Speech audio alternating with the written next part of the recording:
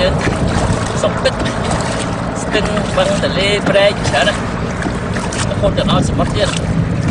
យើងត្រូវការពារទឹកដីយើងបានគង់វង្ស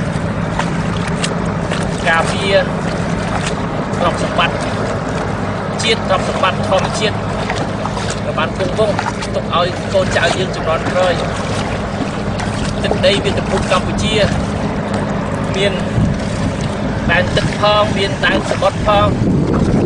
ដែនទឹកបឹងស្ទឹងទន្លេព្រែកអូសំខាន់ណាស់សំខាន់សម្រាប់កសិកម្មសំខាន់សម្រាប់នេសាទសំខាន់សម្រាប់ទេសភាពទេសចរសំខាន់សម្រាប់ជីវិតរស់នៅរបស់ប្រជាពលរដ្ឋខ្មែរទៅជារៀងរហូតដូច្នេះត្រូវខិតខំថែរក្សាមែនទែនកុំឲ្យអ្នកដែលគិតតែប្រព្រឹត្តអំពើពុករលួយលួចប្លន់ទ្រព្យសម្បត្តិជាតិបំផ្លាញប្រទេសជាតិយើងគេចេះតែធ្វើអញ្ចឹងតទៀតបើទៅតែធ្វើអញ្ចឹងតទៀតសូមយើងរលា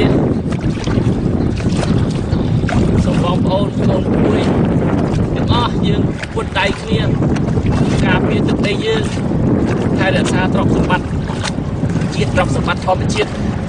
ប្រទេសយើងឲ្យបានគង់វង្សទុកជាគេដំណើរឲ្យកូនចៅយើងជំនាន់ក្រោយទៀតអ្នកខ្ញុំអ៊ំ